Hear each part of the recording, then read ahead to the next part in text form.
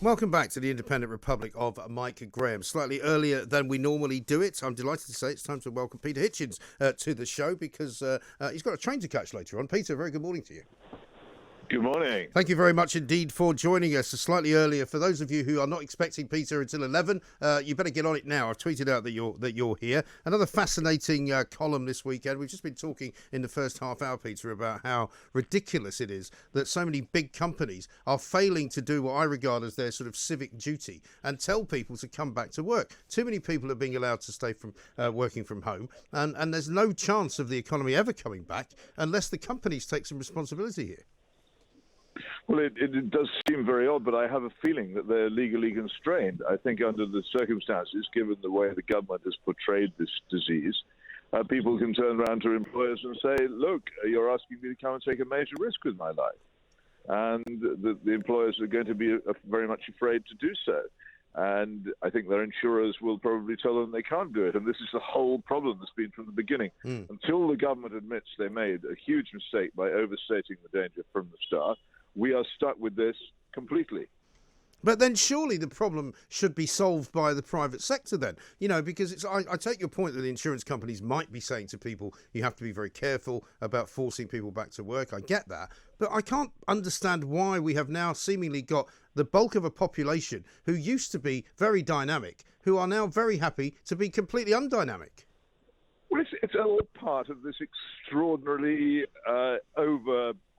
overplayed action by the government, this huge overreaction by the government, and the way in which they deliberately stirred up excessive fear at the beginning, which has completely changed the nature of the country. And what we had before was a country which was used to the disciplines of work, used to the disciplines of commuting, and these things had been built up over many, many decades of centuries, you might say. Of work. Yeah, well, you could say, but in the case of the people involved, they'd seen their parents do it, they'd done this stuff, they'd seen their school fellows and colleagues do it. That's what you did. You got up in the morning, you went to work, and that link has now been broken. And this is the whole problem about both traditions and taboos and habits. They're much easier to break than they are to build up. And having been broken, they're very hard to reestablish.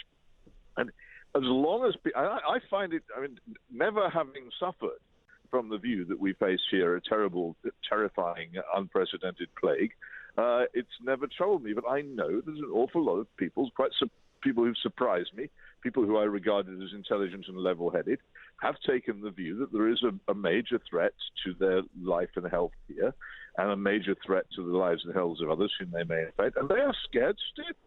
And some of them may be using this as an excuse, and shame on them if... But I think that's the case, you see, because I simply don't believe, Peter, that all of these people, many of whom you refer to as people that you knew and that you regarded as intelligent and reasonably level-headed, I simply don't believe that they're frightened. Because what's there to be frightened of? There is literally no evidence at this moment in time that most of us will have any problem whatsoever with this disease. Now, back in March, there was plenty of reason to be, shall we say, hesitant about going out in public. There was plenty of reason to avoid public transport because there was an awful lot we didn't know. But we now know an awful lot more. And I refuse to believe that all these people who are refusing to go back to work are actually frightened. I think they're just using it as an excuse. Well, you may well be right, but we can't, in the nature of our society, make windows into men's and women's private thoughts. We have to take on trust what they say. And there you get back to the same problem. What can employers do? If they want people to come back and people won't come back, what can they do? They say, come back to work, and people reply, but look, if I come back to my place of work, it's full of notices saying, keep clear of everybody. It's full of desks which are taped off. It's full of lavatories which are taped over. It's full of people taking your temperature and demanding you wear face muzzles. You're telling me that all these things are going on and it's safe, and the employer has to answer, well, of course we have to take these precautions. Yeah. And the employee says, well, if you're taking all these precautions, how can you simultaneously tell me it's safe? The government's telling you this, and so we're stuck with this until the whole thing is knocked away at its base, and its base was the government's initial resort to fear. It won't go away. And what is the government doing? Far from pulling back from scaring people, it's now demanding that everybody who goes into a shop wears a face muzzle from the end of this week. It's already doing that on public transport. And on top of that, it's constantly going on about an alleged second wave, for which I have to say there is no scientific or medical evidence. But it's the doctors who are telling us this. Closing down Leicester, for goodness sake. Yeah, but I mean, it's the doctors who are telling us this. I mean, even today on the front page of The Guardian, which I'm afraid I've just ripped up again, they've got this ridiculous idea that we should all be living in terror of a second wave, and that we should all realise that it hasn't gone away. Similarly, at the weekend, we're hearing terrible stories from India, from Brazil, from Florida, the United States of America, all places very much further away than we need to worry about. But you see an awful lot of news organisations and broadcasters fall for this. What we're mostly getting is figures of people who've been tested as being infected, but they're not ill. Right. And this is very much also the case with the figures for infections here. And we had the extraordinary discovery by Carl Hennigan of the Centre for Evidence-Based Medicine in Oxford last week that the Public Health England figures for deaths, which are being trotted out or were being trotted out daily by the government, were simply wrong. If you've been ever tested for COVID and found to be positive, however long ago it was, your death was being recorded as a COVID death. Whereas even in Scotland, which has been pretty virulent about trying to spread fear in this matter, even in Scotland they have a 28-day cut-off. And what was happening in the English figures was that people who were being run over by buses were being recorded as COVID deaths because 3 months ago they'd tested positive for the disease. This is the sort of exaggerated, inflated nonsense which is constantly going on, which it says, particularly the BBC, but other media as well, constantly repeat over and over again, fanning the embers of fear whenever it looks like dying down. Yeah, and quite rightly, Matt Hancock has now ordered an investigation into all of this, so it would appear that even he doesn't believe it. Well, I mean, he's ordered an investigation. What else could he do? You can't really argue with a very distinguished person like Carl Hennigan when he tells you the figures you're using are wrong. You have to do something, but ordering an investigation isn't really enough, is it? And then you have to go back, it seems to me, into almost all the figures that have been produced and are still widely believed of the death rate for this disease, which have included for a very long time people who almost certainly did not die of COVID and who can't be shown to have done so. But we've accepted these exaggerated figures over and over again as a fact. A lot of people have a lot of responsibility for fanning this fear. That's why the economy isn't going to get going again, and why when the moment comes, when the furloughing comes to an end and people discover that they've got no jobs, the jobs for which they've been paid by the government for the past several months, probably really towards the middle and end of September, I think will be the time of reckoning. The economy, which really frantically needs to be reinvigorated before then, will be in no state to take what happens. No, quite. And in your piece at the weekend in the Mail on Sunday, you point to one or two, shall we say, inconsistencies in the position of the World Health Organization with regard to the wearing of masks and or face coverings. Tell us a little bit about that. Well, this is an extraordinary story, and Deborah Cohen of a rare example of the BBC of somebody doing their job with proper diligence, working for Newsnight as medical correspondent. So she won't last. Was looking into. Well, maybe, but I think she's medically qualified. Apart from anything else, it's very hard to gainsay her. But here is the point, and I quote her because of if I said this, people will say, "Oh, well, it's just Hitchens." But what happened was she went to the World Health Organization and said, "Why was it that you changed your advice on face muzzles from being in favor of them, from being against them, to being in favor of them?" And she found out that the committee, which was supposed to be looking at this, had actually not wanted to be in favor of them, but had come under political pressure to do so. And so now she went to the WHO and said, "Is this true?" Because she'd got this from confidential contacts, and the WHO didn't deny it. They simply gave way to it. This is what we have. We have a situation where a major body came under political pressure. Now the question you have to ask is, and this is to say an attested story produced by an unquestioned reputable correspondent of a major news organization. And here we have this extraordinary thing, political pressure to give medical advice. Where does that pressure come from? I believe it comes from governments who have learned that they can distill power out of fear, were worried that there wasn't sufficient fear for them to distill power for what is coming, which is this huge economic explosion. But what I find hard to believe, Peter, listen, I accept all of your criticisms, I accept all of your statements. What I can't understand is why what I don't get is, why is the government continuing to sort of to take us down this road, which cannot be anywhere good at the end of the day? I mean, I accept that there may be a reason why they can't admit they made terrible mistakes in the past, because that might have complications and legal ramifications, and all sorts of compensatory claims might result from it. However, nevertheless, why would they continue to make the economy so slow to recover? What would be in it for them?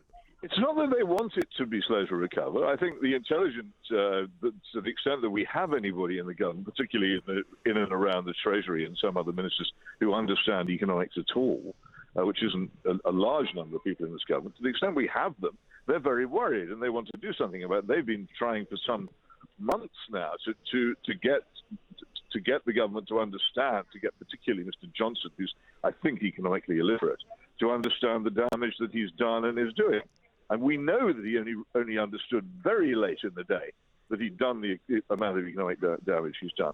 It's not that they want it to be like this. It's that they don't know how to put it right. They don't know how to take actions which would change their lives. And this is the simple problem arises again, as you rightly admit. Admitting you've made a mistake is extremely difficult. One of the most difficult actions, requiring the most courage and resolution of anybody ever takes in politics, and you seldom get thanked for it. I'm afraid it comes down to that. These people are not very bright. They're not very good at what they do. They understand they've made a mistake, but they don't see any way of getting themselves out of it. They're hoping that somehow or other it'll come right in the end, in the last reel. Well, let's have a look at some of the messages I'm getting here. One here from a bloke calls himself Cockney bloke. I've been going to Canary Wharf once a week for the last month and cannot believe how empty it is. It is only the construction workers and Waitrose that are working. And Katie says, I live in Bristol and work for a bank with office space for 2,000 people. We have been told we won't be asked back in until at least after Christmas, even though there are many colleagues who want to go back in. The company has issued over 7,000 new laptops for home working over the last 3 months and is now letting out much of the office space we are not using. It's not just about the work shy. Many people aren't going back because their employers have realised they save a great deal of money by keeping us at home. So, there's no incentive for anyone. No, that is a very important point. I think that and this is hugely significant, particularly for people who are relying on pensions to see them through their declining years, many of which have relied very much on property investment and on rents. Yeah.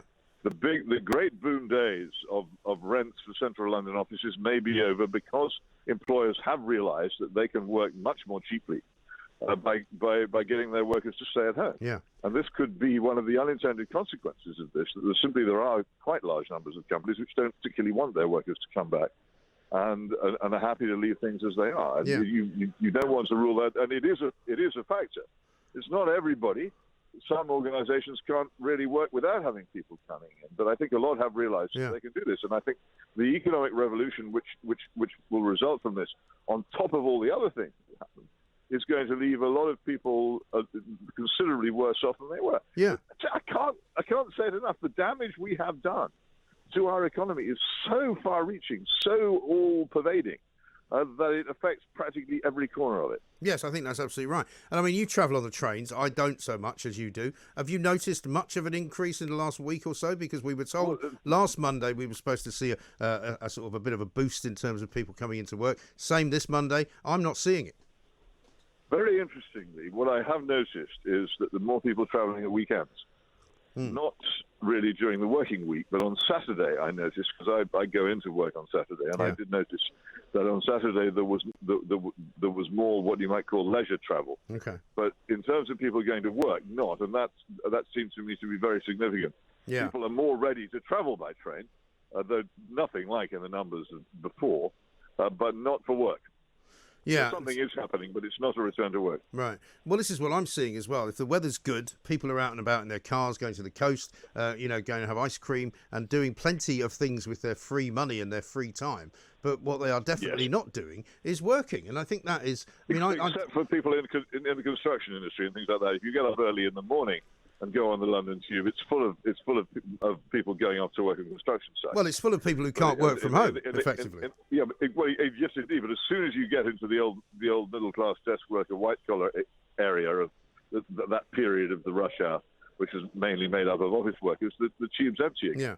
But this is the other thing, I think, Peter, that, for example, I said this last week, the civil servants should be being ordered back to work because they are, to a large extent, the backbone of an awful lot of central London's office workers. There's thousands of them.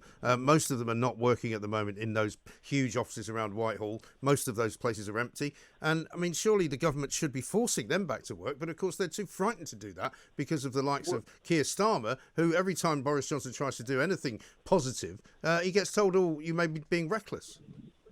Well, there is that too, and of course Keir Starmer is referring to the unions in this, and the government were very badly bitten when they tried to get the schools to reopen, and the unions basically beat them up. And this is a government which would always claim to be very tough on that sort of thing, but actually when they came up against the teachers' unions, they completely flopped.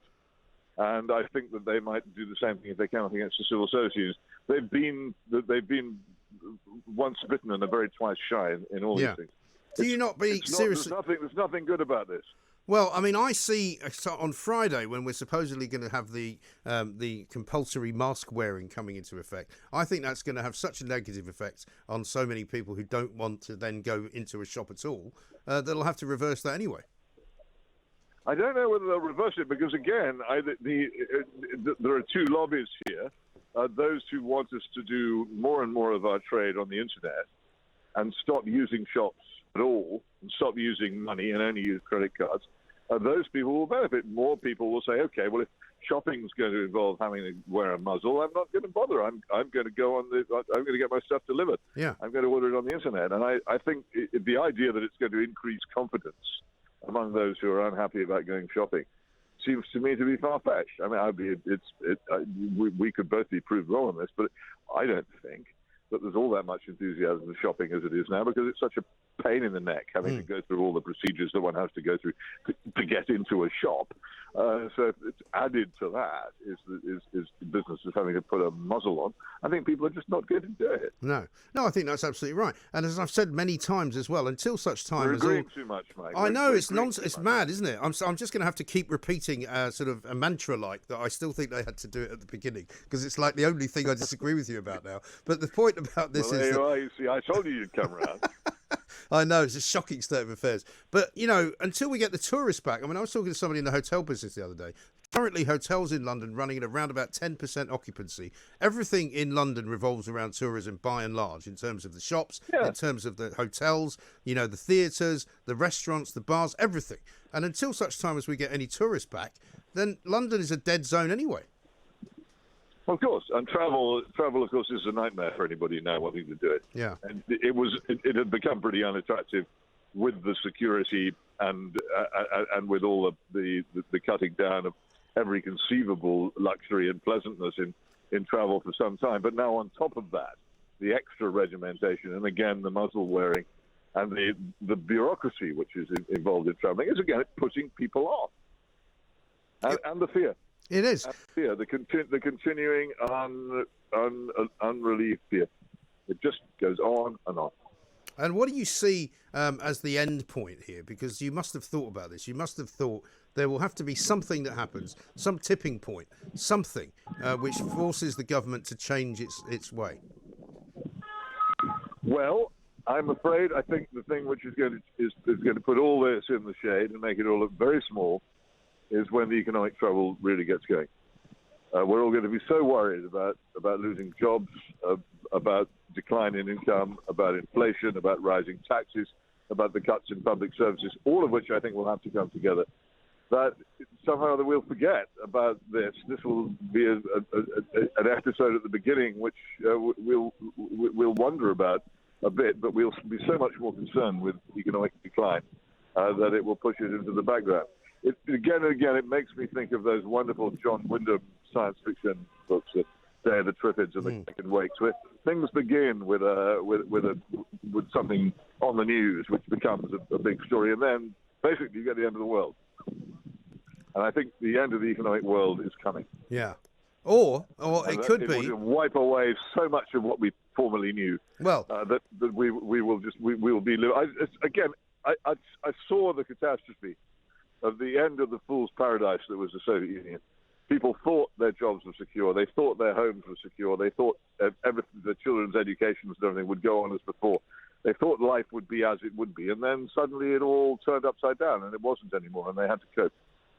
And they're still coping, though. I mean, the end of the world didn't come in the Soviet Union, did it? It just changed. Well, this is the whole point. People think catastrophe means that the volcanoes will erupt and asteroids will strike the Earth and everything will stop and burn down and we'll all die. The thing that I learned about the end of the Soviet Union is a crucial thing, is that catastrophe happens and you survive it. And you live on afterwards as a ghost of your former self. This is what I fear. Ever since I've seen it, I fear it for us. Well, listen, I lived through the 70s, so I'll be fine because I know what it's like. You do. Honestly, I mean, I promise you that was like a mild cold. Yeah.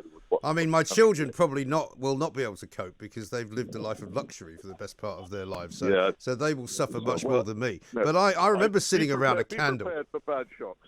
Well, we shall see. Well, listen, Peter, as ever, great to talk to you. Thank you very much indeed. I know you've got trains to catch, places to go, people to see. Peter Hitchens from the Mail on Sunday there saying quite rightly that we are agreeing far too much. But there's no doubt, is there, in anybody's mind now, that there are people out there who are deliberately and quite deciduously making decisions that will affect not just them, but the economy in general. We keep being told, oh, you've got to be careful, you've got to stay alert, you've got to protect the NHS, you've got to protect other people's lives, you've got to not spread the disease. Well, I think it's time now, surely, for the government to have another message, which is you've now got to protect the economy. You've now got to get out there and you've got to go back to work. And if you run a company, you've got to get your people back to work. It's not good enough, as Katie said from Bristol there, for people who run organisations that can put 2,000 people back into a building to say, don't bother coming back till next year.